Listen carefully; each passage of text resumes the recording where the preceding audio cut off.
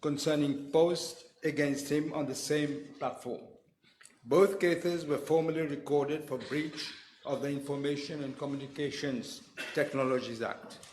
I am further informed by the police that they attempted to obtain the statement of Mr. NJ, the alleged author of these posts, by calling him over the phone several times, but I am informed that he was unreachable.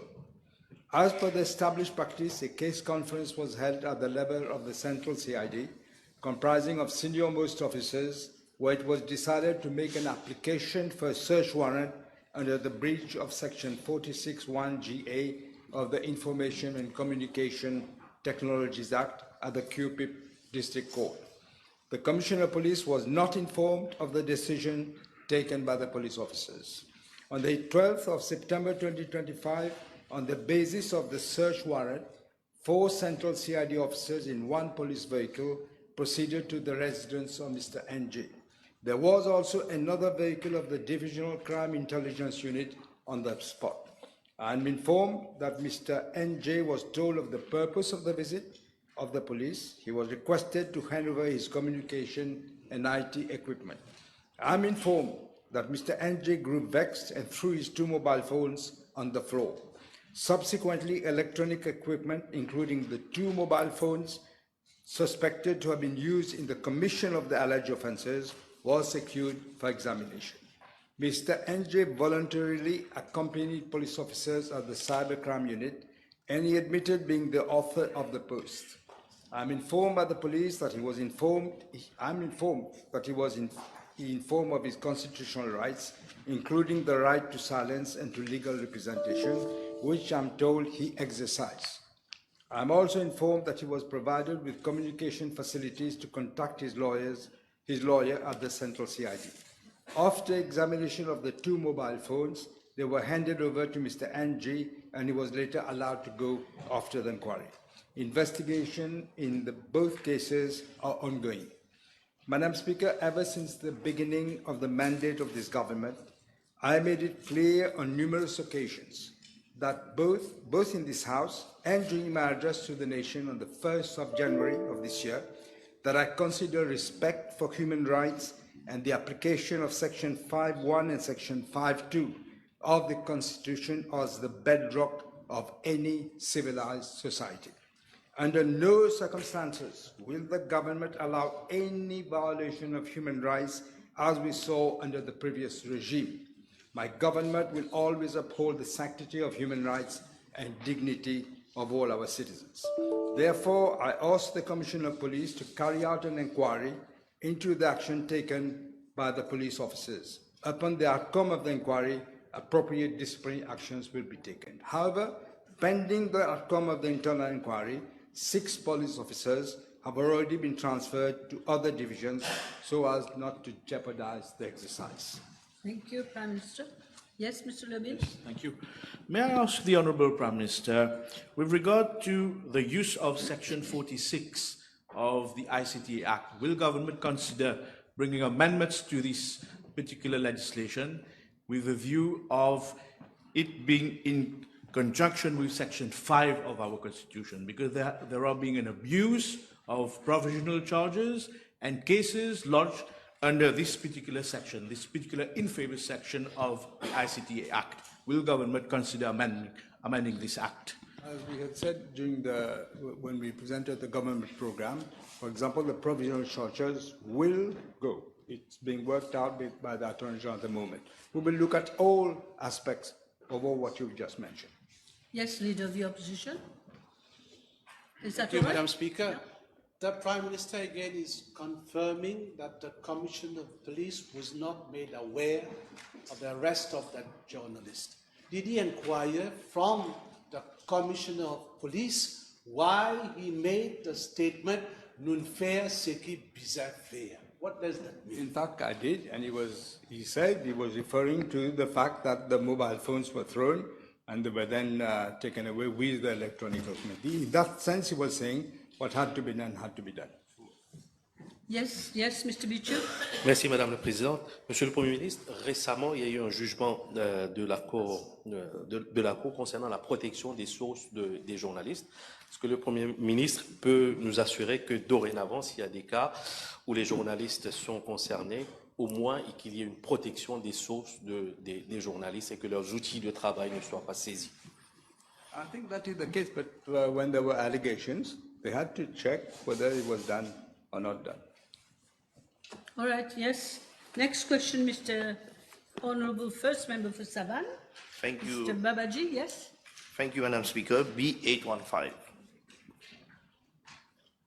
Madam Speaker, I'm informed that following the passage and damage caused by Tropical Cyclone Belal in January 2024, the then Ministry of Local Government and the Disaster Risk Management had approached the then Attorney General's office for one of his officers, assisted by technical advisor at the Mauritius Meteorological Services, to prepare an independent report on whether the then director of the Mauritius Meteorological Services had failed to advise the National Crisis Committee on the proper trajectory of the cyclone.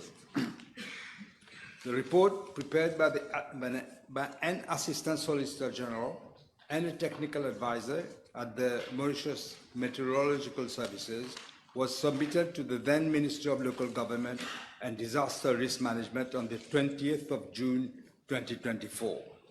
Therein it was concluded that there had been clear indications that Tropical Cyclone Belal was dangerously approaching Mauritius over the period of time spanning from 14th of January 2024 at 0400 hours to the 15th of January 2024 at 22.00 hours, and that the then director had failed to advise the National Crisis Committee on the proper trajectory of Tropical Cyclone Belal. Madam Speaker, I must state that the government is not satisfied with the findings of the so-called independent report on the basis of which Dr. Audi was made to retire in the interest of the public service as per PSC Regulations 2039. He subsequently entered a court case to contest that decision, but was encouraged to withdraw the case, and he did so on the 6th of October 2025.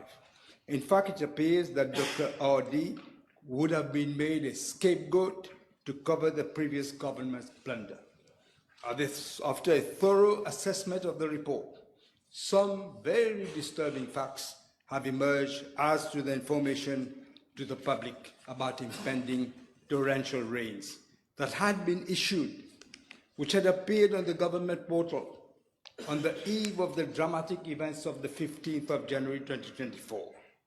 The communique was subsequently deleted for unknown reasons.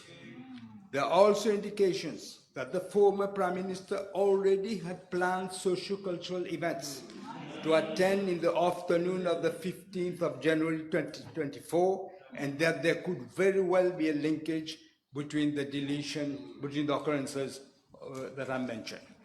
Madam Speaker, in the light of the above, further investigation will be conducted to establish the sequence of events and whether there was a deliberate deletion of the flood warnings. Necessary action will be taken accordingly to ensure that natural justice prevails.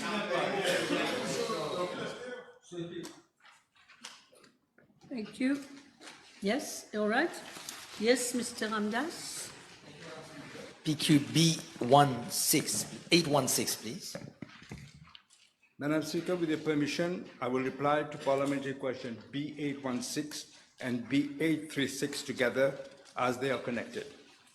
As enunciated in the government program of 2025-2029, the government's foremost mission is to revitalize democratic principles, reinforce good governance, and pursue constitutional reforms designed to enhance public confidence in the autonomy of state institutions.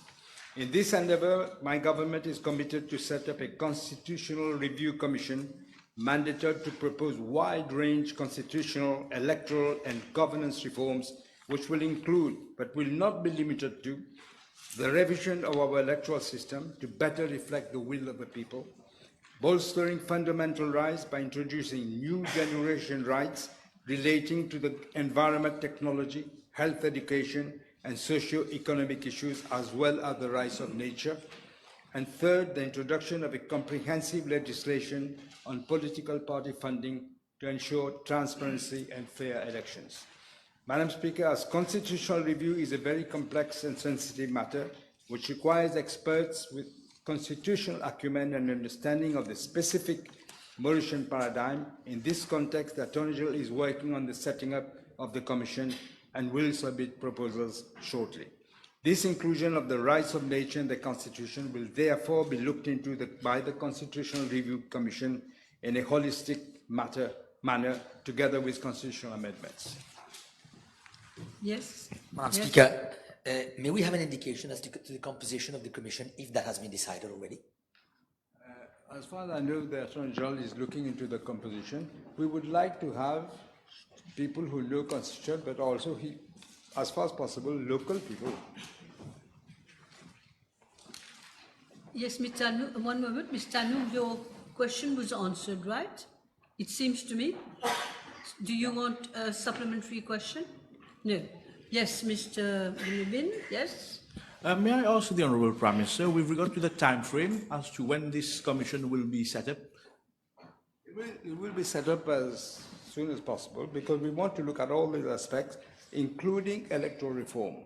We want to proceed with electoral reform early, not at the end of the mandate. So this will be starting very soon. Okay. Right, now I will call Honourable Third Member for Grand Bay, Poudre d'Or, Mr. Itwaria. Merci Madame la Présidente. Ma question 817, s'il vous plaît. Madam Speaker, the Honourable Member states in his question, in July of 2025, the IMF raised its growth projections for the world economy from 2.8% to 3% for 2025 and from 3% to 3.1% for 2026. The IMF will release its updated forecast, I believe, next Tuesday. As for the Mauritian economy, the IMF had in April of 2025 projected a real GDP growth rate of 3% for both 2025 and 2026. Following the Article 4 consultations, the IMF has, in its staff report released in June of this year, maintained the growth forecast for Mauritius for 2025 at 3%, but upgraded the forecast for 2026 from 3% to 3.4%. Madam Speaker, according to figures released recently by Statistics Mauritius, the real GDP growth for Mauritius for 2025 is expected to be slightly higher than 3.1%. This growth is being driven mainly by the financial services sector and the tourism sector. In fact, we are expecting some 1,425,000 tourist arrivals this year, the first time that we will exceed the pre-pandemic level. Madam Speaker, as I have announced in the budget speech, we are doing away with the inherited consumption-driven approach and adopting a new economic model that will be investment-led, productivity-based, and export-driven.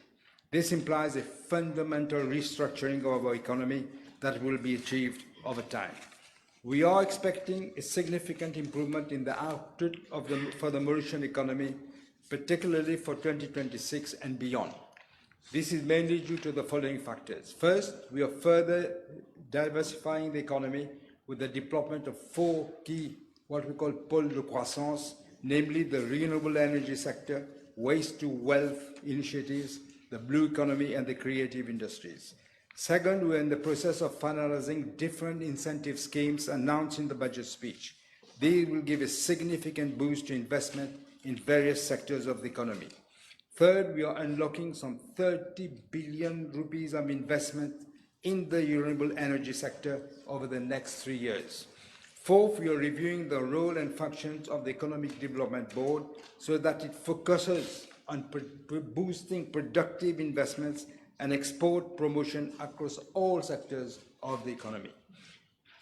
Fifth, the Ministry of Finance is currently working with different ministries and institutions including the National Productivity and Competitiveness Council, to give a boost to productivity growth across the sectors, all sectors of the economy. And 6, the renewal of AGOA for 1 year following our intense diplomatic efforts and negotiations provide a degree of certainty for our exporters to the US market. Madam Speaker, we are also harnessing the investment and export opportunities from our trade agreements such as the African Continental Free Trade Agreement, the Comprehensive Economic Cooperation and Partnership Agreement with India, and the Free Trade Agreement with China. Furthermore, with assistance from India under the Special Economic Package that we just received to the tune of $600 billion US, which was secured, as I said during my recent visit, we will implement a number of priority projects in strategic sectors such as port development, road infrastructure, healthcare, and energy. As with regard to inflation, the Bank of Mauritius is projecting an inflation rate of around 4% in 2025, which remains firmly anchored around the bank's target range, which is 2 to 5%. Latest information from Statistics Mauritius indicates that inflation will remain below 4%. Indeed, the CPI index has decreased by 0.1 and 0.2 points in August and September, respectively. Madam Speaker, we have taken a number of measures to curb inflationary pressures and protect the purchasing power of the population. These include 1, raising the policy rate by 50 basis points to 4.5% per annum in February of this year. Secondly, by increasing the supply of forex in the domestic foreign exchange market to prevent a rapid depreciation of the rupee. Third, removal of VAT on a number of basic necessities as announced in the budget speech. And fourth, the establishment of a price stabilization fund of 10 billion rupees, out of which we are already providing subsidies on 5 essential commodities. We are working on a second set of essential commodities. Madam Speaker, as the responsible government, we are closely monitoring developments both domestically and on the international front. We will take appropriate measures in order to achieve our objective of a real GDP growth path of 4 to 5% by the end of our mandate, while keeping inflation within the target range set by the Bank of Mauritius.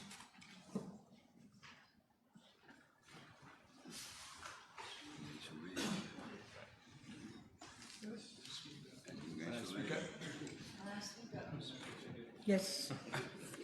Yes. Next question. Yes. Yes, supplementary. May I ask the Honourable Prime Minister whether he will agree that inflation rate of 4% as predicted will be exceeded because of the recent increases in the prices of commodities, and also because the VAT that is being imposed on SMEs. We have seen recently the prices of dolpuri. If I may use that sentence again, dolpuri monte au galba, Madam Speaker. Okay?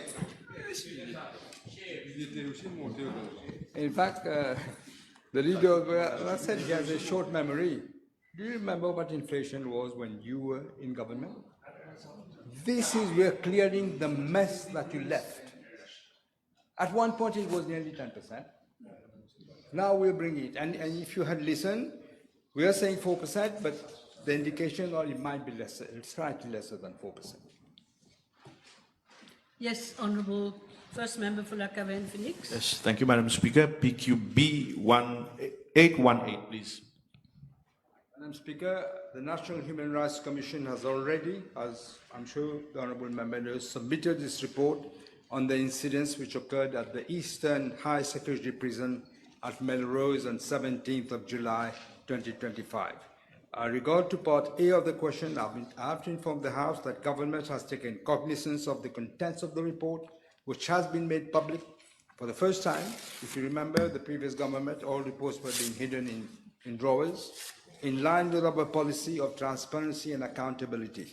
I will table a copy of the report. Madam Speaker, I'm concerned by the disturbing facts that came out of the report. As I've just stated in the House, I consider that human rights, respect for human rights, and the application of Section 5.1 and Section 5.2 of the Constitution are the bedrock of any civilized society. My government will always uphold the sanctity of human rights and dignity for all our citizens. Any trespass will not be tolerated by the government. In regard to Part B of the question, the Commissioner of Police and the Commissioner of Prisons have been requested to take immediate actions, not only for the implementation of the measures recommended, but also the necessary disciplinary actions against the officers concerned, but after consultation with the Office of the Director of Public Prosecution. Yes, no, yes. Dr. Umir, yes? May I ask the Honorable Prime Minister whether he would request the Commissioner of Police and the Commissioner of Prisons to consider the use of full body cam by all prison officers who work at such a high security prison so that the truthful events always come to light. It's a very good suggestion, and I will certainly, we are in fact looking at this, but this will probably happen at some stage. I must also tell you that I had said at the time that don't come and tell me some cameras were not working. If that happens, everybody will be sacked. Fortunately, all cameras were working. All right. Yes, yes, go ahead. Madam Speaker, Question, please. yeah, I appreciate that the report has been made public, Madam Speaker, because that was a very, let's say, Let him speak, please. interrupted, Madam Speaker, when I'm putting my question. I'm You have trying. to put question. Carry on. I said that I Carry on. appreciate that the report has been made public, but when I compare, Madam Speaker, reply to the PMQ that I put to the Prime Minister on the 22nd of July on the same issue, with the report that has been made public, I note a certain number of discrepancies between the two, the report and the answers that the Prime Minister Put gave your to question. the House. Maybe he must have been provided by false information on that day. What discrepancies? My question is Discrepancies. You can't just say the May I discrepancies ask and you don't say the what. Honourable Prime Minister whether he will sack the Commissioner of Prisons? This is his question. Yeah, what can I say? He doesn't say what this woman said, but he must realize but please listen, realize, unlike you, when you asked the question, I answered the question. I could have said there's going to be an inquiry, but I gave you whatever I had. After the inquiry, as I said, very disturbing facts came. After the inquiry, how can I know before? But how do you expect me to know before the inquiry? On the basis of the report? Of the report, yes. That's why I just said. This is why we are publishing. We have published it. We are laying it on the table of assembly. We're not hiding, unlike you, when you were in government, hiding all these reports. We didn't do that.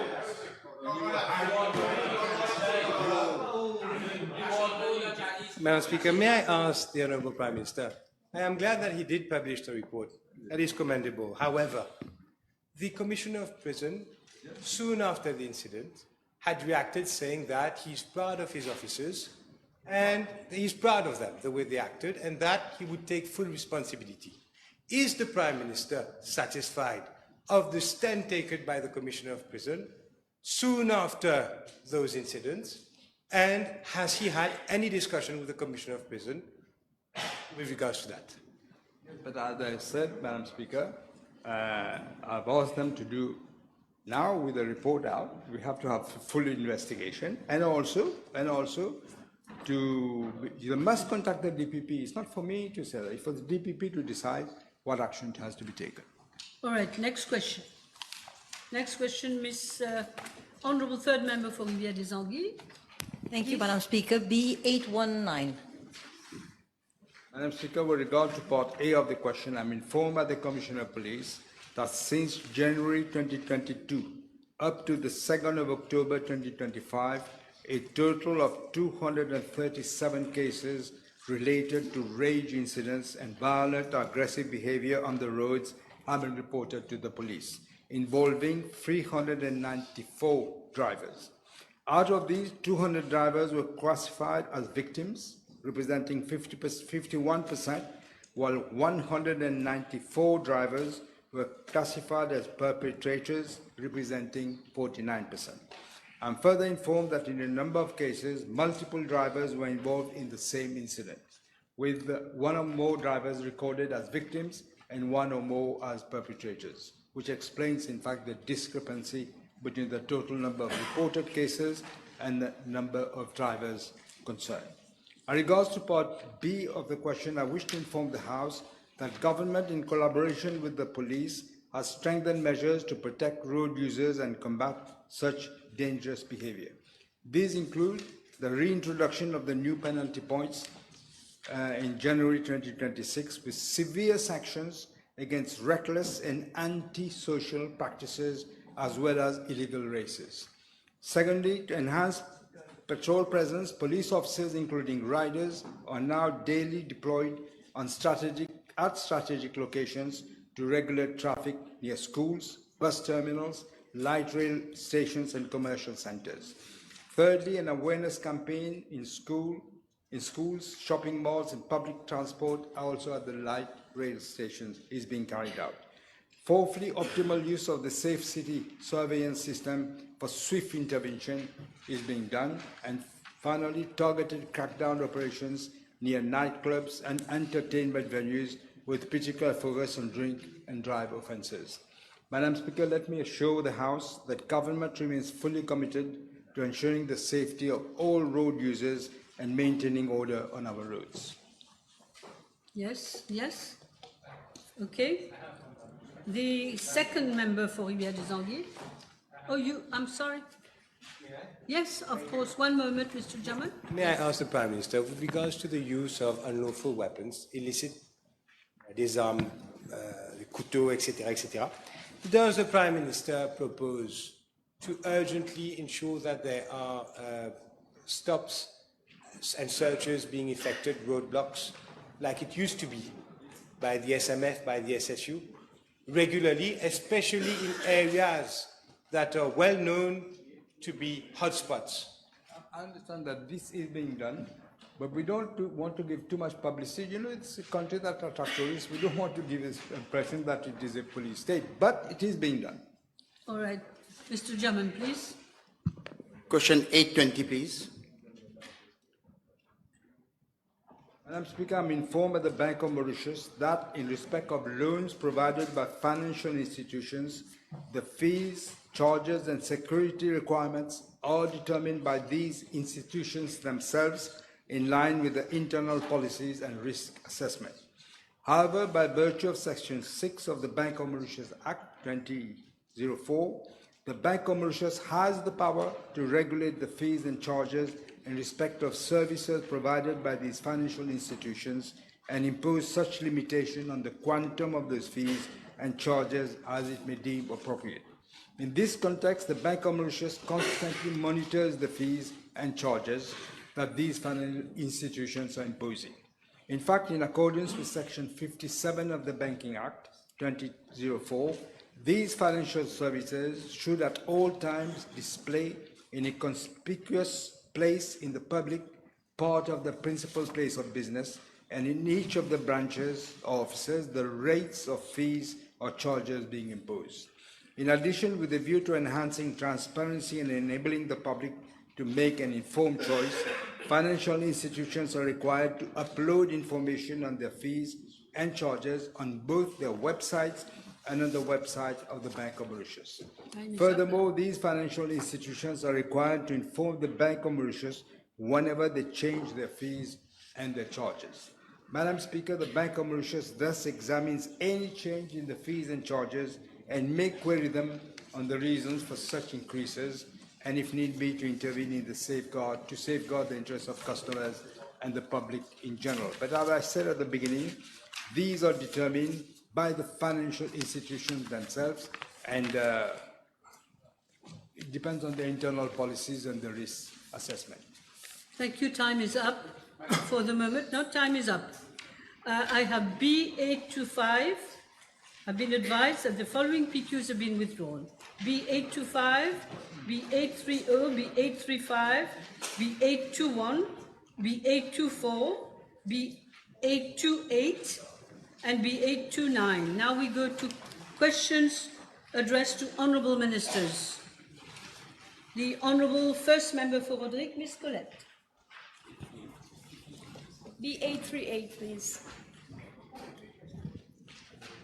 Madam Speaker, I will seek your indulgence because the reply is quite lengthy and it will be free in one. You don't want to circulate? Sorry? You don't want to group partly and then circulate? In the light of concern expressed, in the light of all right. what people want to hear, let me reply to the question. All right.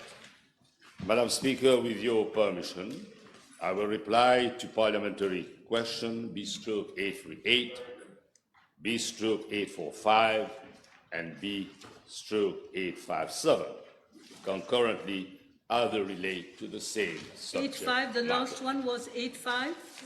7, okay. All right, thank you.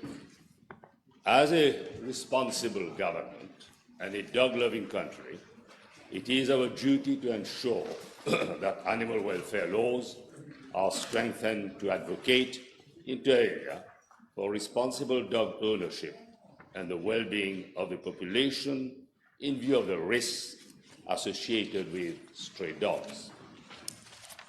The issue of stray dogs is acute and chronic and remains one of the top priorities of our ministry. I'm informed by the Mauritius Society for Animal Welfare that the total owned dog population in Mauritius is estimated at around 246,000, including both dogs that are kept restricted to the owner's properties and those roam freely. Nearly 20% of these, according to AMSOR, owned dogs roam outside, contributing to street population estimated at approximately 57,000. But in my assessment, the number is far higher. A key challenge for street dog welfare is the lack of responsible and informed pet ownership. On the 1st October 2025, Madam Speaker, Section 31, subsection 1 and 3 of the Animal Welfare Act have been proclaimed and provide for microchipping and registration of dogs only, and make it compulsory for dog owners to register their dogs.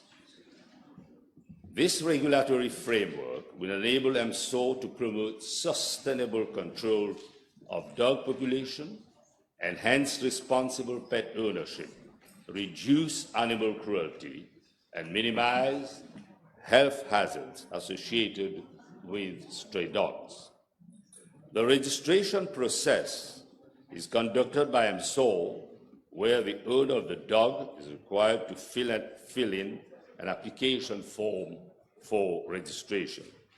The dogs are being microchipped on site, and the dog owners will have to produce relevant documents, namely the national ID card and proof of address at time of registration. Subsequently, the AMSOR will issue a registration certificate to the owner. The AMSOR will also enter into an MOU with private veterinary practices for microchipping and registration.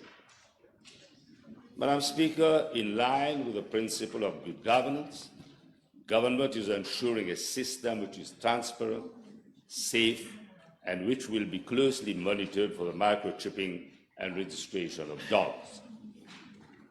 In that context, AMSOR will launch an expression of interest to enlist services of private vet consultation. The collaboration of NGOs will also be enlisted for microchipping and registration during the sterilization campaign, and in same spirit, AMSOR will ensure that the NGOs are registered as proper entity dealing with welfare of animals, B, are registered with the Data Protection Office, since they will be dealing with personal information of dog owners, C, undertake to provide all information with regard to the pet owner and the dog to the MSO. D. Enlist the services of a veterinarian registered with the Vet Council of Mauritius, who is mandated under the Dangerous Drugs Act to administer regulated drugs such as xylazine and ketamine, which is in the second and third schedule respectively. Of course, these being used in sterilization. Madam Speaker, with a view to monitoring the registration of dogs, MSO will keep a database in accordance with the provisions of the Data Protection Act. The earliest to inform MSO of any death or transfer of ownership of a dog lies with the owner, which can be done via telephone or email. To widen coverage, microchipping and registration are being extended to municipal councils, community centers, and village halls up to June 2026. Moreover, the Commissioner of Police has agreed for registration and microchipping to be undertaken within the compound of police stations island-wide. A calendar for the exercise has been tentatively worked out from the 30th October to 23rd December 2025. And I will table the list of all dedicated centers and stations. At this stage, no amendment is being envisaged to the Animal Welfare Act, as the decentralization process island-wide is happening de facto. MSO has currently 2 stations dedicated for the microchipping and registration of dogs located in Rosil and Plaine Magnon respectively.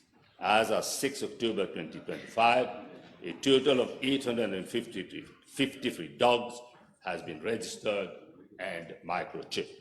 Since October 2025, the MSO has set the fees for the registration of dogs at the rate of 350, that is a reduction from the actual fees of 500 rupees, which include registration and veterinary fees, as well as microchipping. Madam Speaker, as a caring government, and our concern on animal lovers, the MSO is promoting mass sterilization campaign whereby dogs are being microchipped, registered, and sterilized free of charge, given a number of hardship cases have been observed and a flexible approach is being adopted. The MSO has scheduled meetings with registered NGOs to encourage grassroots participation through interactive sessions and dialogue for transparency and accountability. Transportation is made available on a case-to-case basis.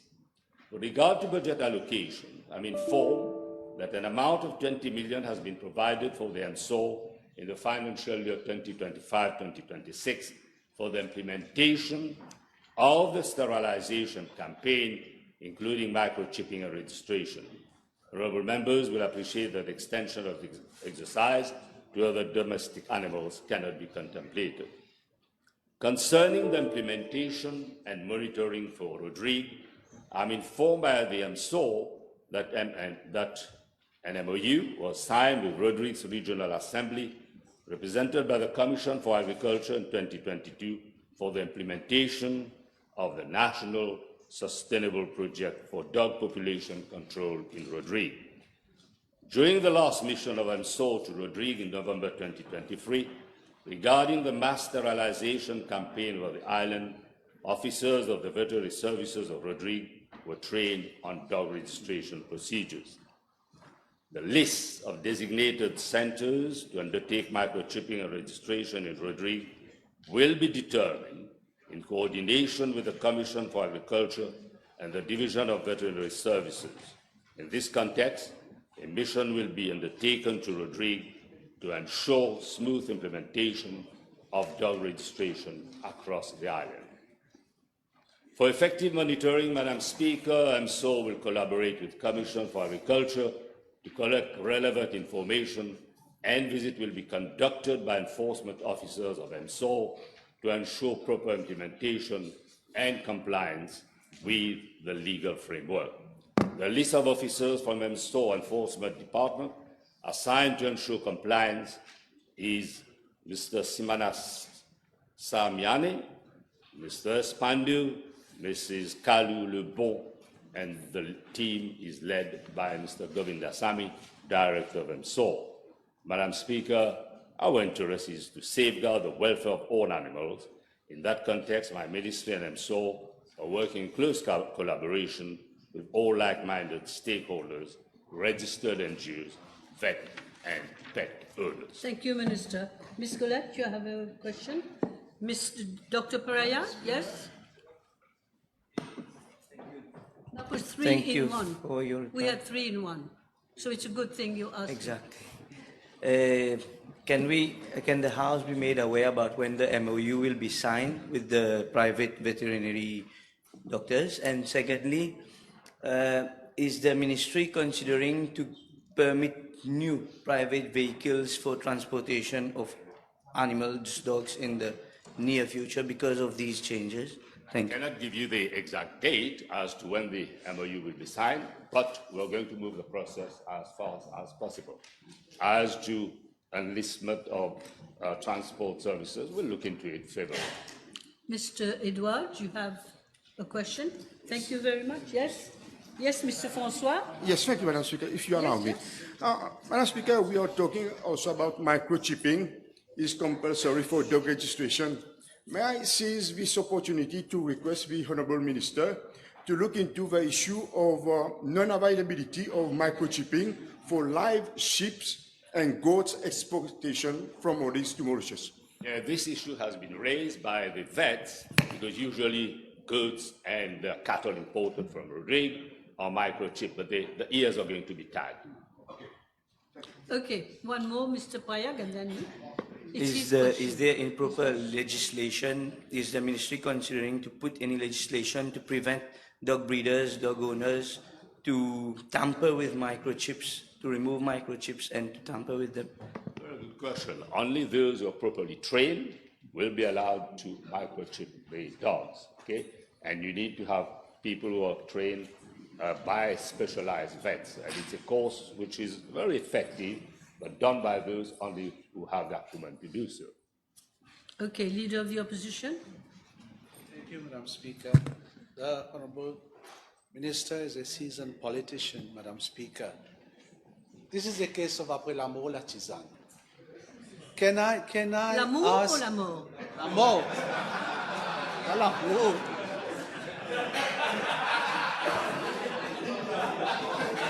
Can I ask the Honourable Minister whether he would confirm to the House that the procurement for those microchips were only 15,000 and there are only 1,000 microchips available at the MSOR? No, but this is an exercise for which tender was called for. The moment these microchips are going to be used, there'll be fresh tender called for. But you know, we'll proceed in a graduate manner, step by step, and we're reaching out for a great outreach, much to your displeasure. Yes, Mr. Duval. Thank you. Madam Speaker, may I ask the Honourable Minister, given the total chaos that has surrounded this measure, the total chaos which has surrounded this implementation of this measure, may we know when will the offences be implemented by the police, by his ministry, firstly, and secondly, when does he expect total registration to be completed? And I hope that the imposition of fines and other offences will await la date butoir, which should be in a much longer term. Well, the chaos is within the rank and file of the opposition, Madam Speaker. As far as we are concerned, we are addressing this problem in a very forceful manner with a humane and ecological approach. And we are getting the results. Why? Because even those who are reluctant to come are coming forward. And you can rest assured we will deliver. Don't argue. Another question? One moment. The Yes. question was very simple. When will the offences be implemented? Offences cannot be When will the offences become, when will the police and his ministry start application of the offences? And when does he when does he think that the program will be fully completed? If you can give us... Madam Speaker, the honourable member is acting like a fool. Only fool like him will rush in where there is no need to tread. There is time given, and within the space, you know, we are... Well, there are 120 days, during which time, okay, we will reach out to as many people as possible. And since it is in relation to the offence, not going to be applied, you know, with a hammer on the table, okay? Things will be done diligently and in a very humane manner. I'm giving you, but not the same question. Madam Speaker, the question is, what happens today, now that the law is entré en vigueur, what happens if a dog causes an incident? Will the police be mandated to charge that person for failing to register the dog or not? And until such time, when will the police be mandated? One moment. It's very simple. The law must be applied once it's the law. Madam Speaker, as I said, the law will be applied, but it will not be applied abruptly and against the right of individuals. Okay, that's enough on this question. We are only on the first question, so I think we can move on now. Honourable Second Member for Savannah Black River, Mr. Jagannath. 1 moment. Madam Speaker, please. B3839. That's it. B839. Minister of Local Government. Straightforward answer, please. Yes, Madam. Yes, Madam Speaker. Madam Speaker, the construction of the new Chemin Grenier Market Fair started on 11 October 2021 and was initially scheduled to be completed by 10 October 2022. Following the approval of the Central Procurement Board, the contract was awarded to RB Construction Limited on 31st August 2021 for an amount of 107.5 million rupees, and this figure includes a contingency sum of 5 million rupees, excluding our VAT, after a discount of 12.5 million rupees. The contractor took possession of the site on 27 September 2021. Madam Speaker, I am advised that the project faced several unforeseen challenges during implementation, which caused delays.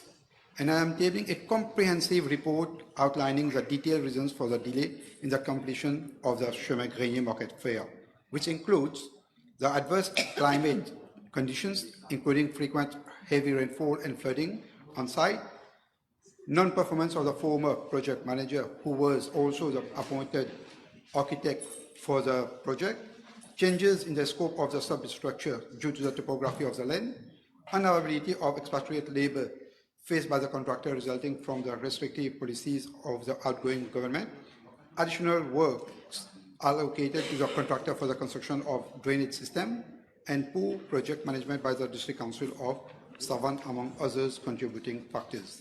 Madam Speaker, I am informed by the District Council of Savannah that the project will be fully completed within the next 2 weeks. This will be followed by an expression of interest exercise for the allocation of stalls to vendors. It is expected that the Chemin Grenier Market Fair will become operational by mid of December 2025. Thank you. Yes, Honourable Third Member for Vieux Grand Port Roosevelt. Speaker, PQ B840, please. Madam Speaker, waste carriers normally proceed to Marshico's landfill via Cluny Road B83, starting from its junction with the Phoenix Plaisance Road A10 over a length of 8 kilometers with a road width of 3 meters each in both directions. Due to the constant movement of the waste carriers and with the expansion of the landfill, increased pressure is being exerted on Cluny Road, representing road safety hazards along the Cluny Road and at the Nouvelle France roundabout on the motorway M1. Madam Speaker, in July 2018, the then Ministry of Public Infrastructure and Land Transport, in collaboration with other concerned ministries, was requested to undertake a survey on the current traffic of waste carriers to Marshicos and thereafter to look for alternative access road bypassing Cluny and other villages in the vicinity.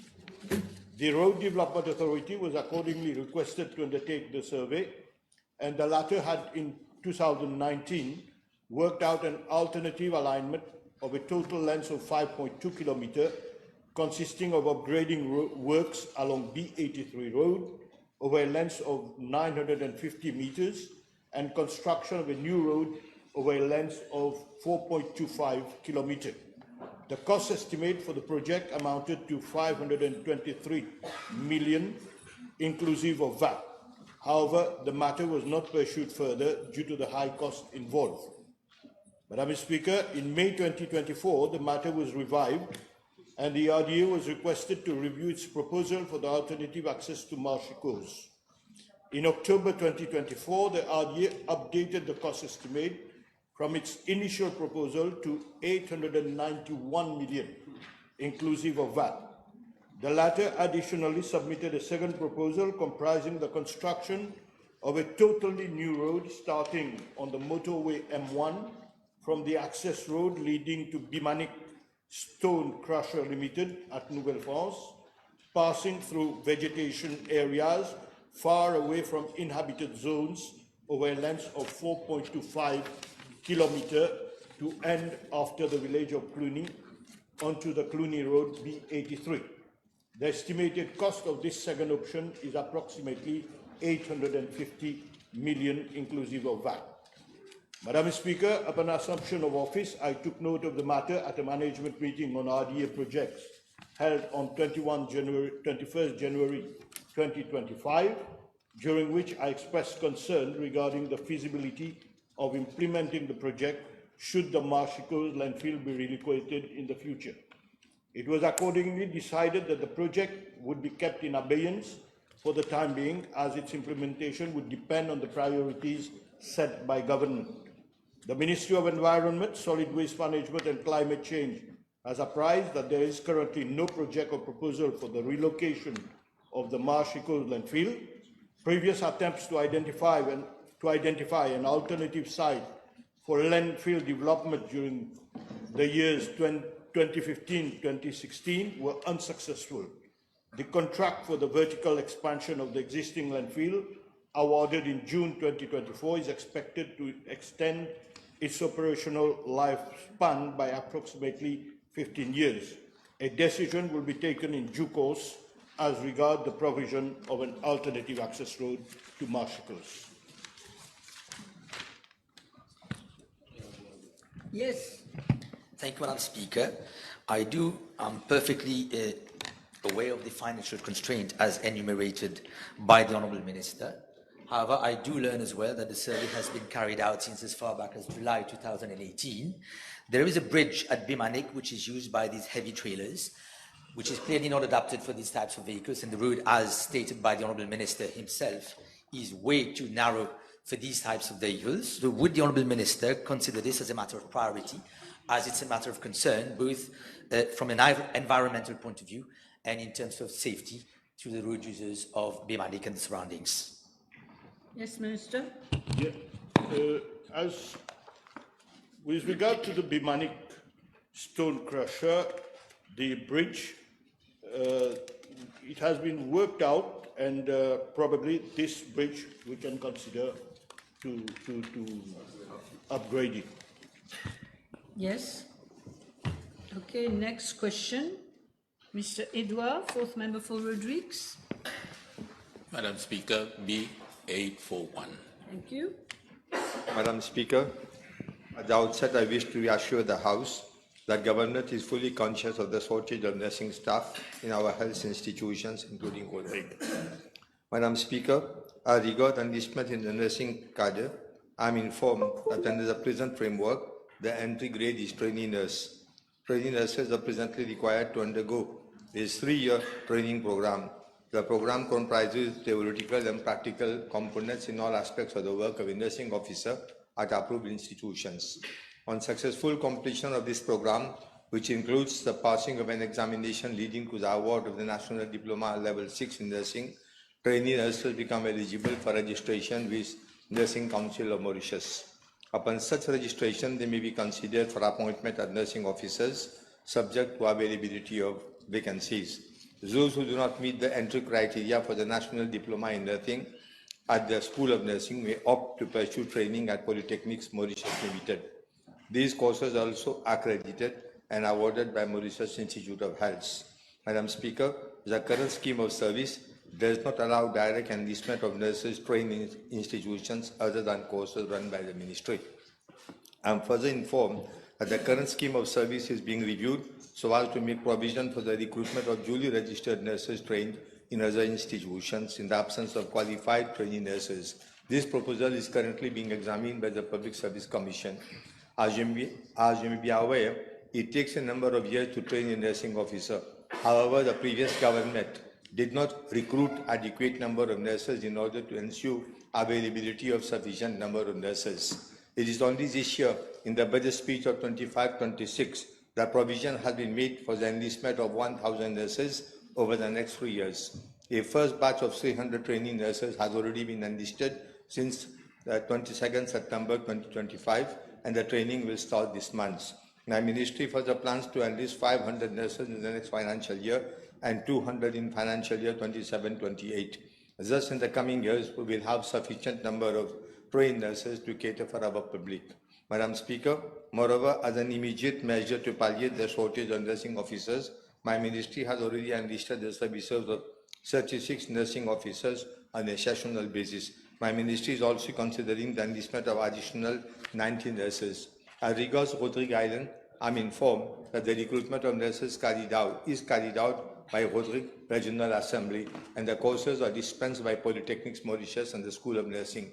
A batch of 166 students presently following courses at the School of Nursing, including 29 students from Rodrigue, are expected to complete the Diploma in Nursing course by June 2026. Thank you. Yes. Yes, Mr. Edouard, no? It's okay. All right. Honorable First Member for Piton, Rivière du Rempart. B842, please.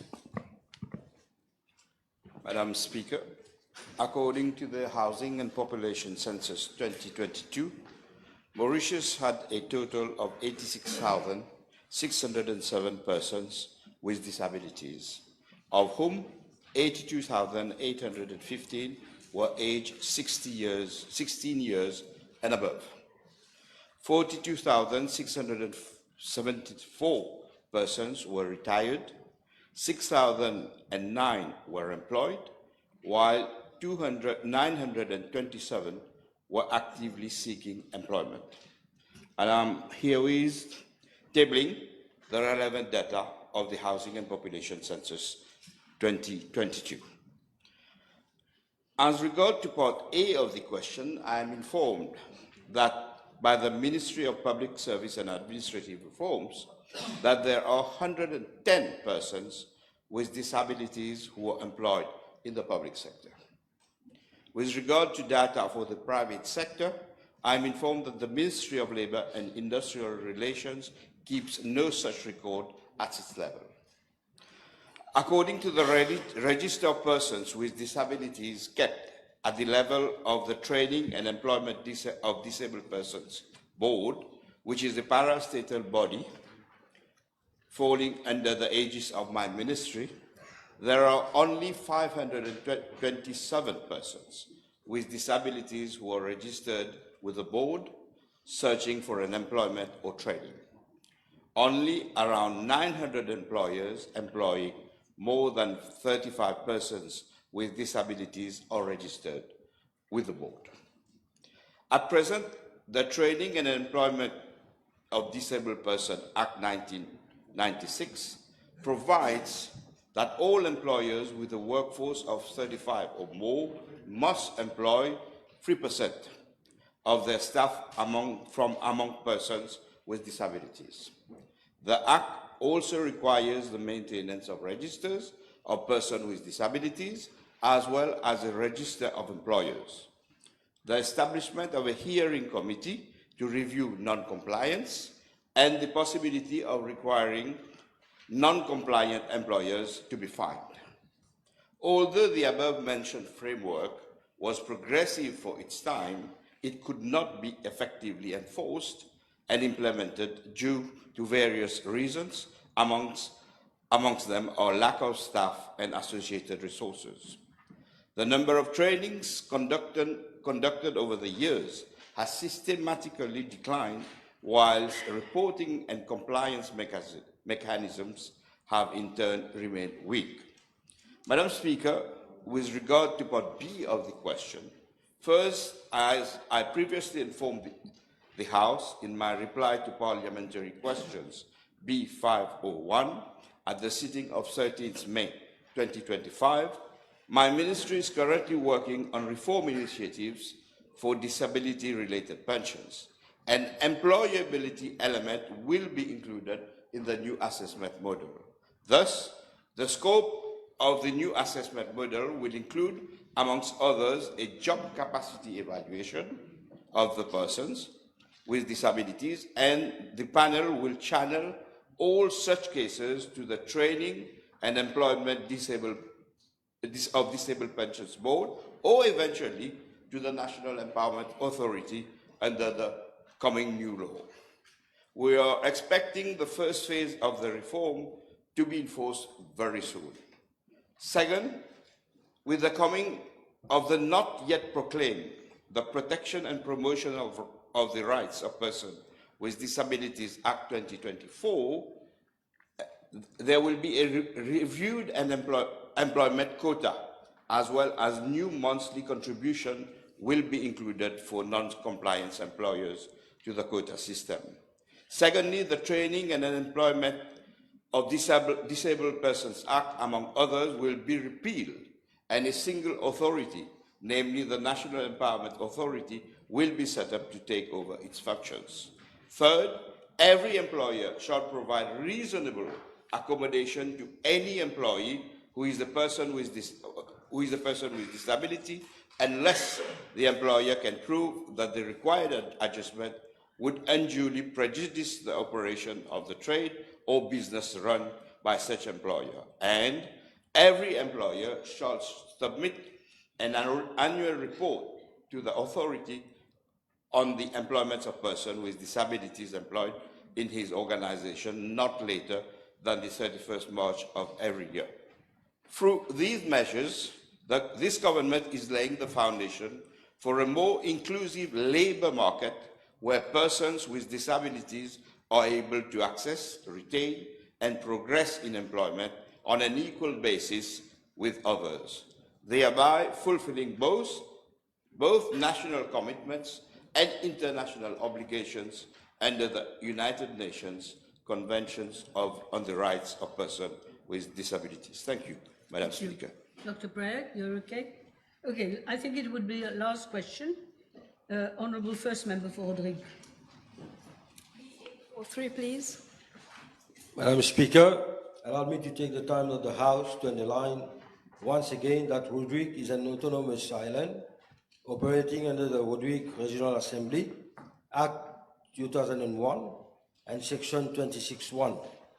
Thereof provides that Rodrigue Regional Assembly be responsible for the formulation and implementation of policy in respect of matters relating to youth and sports.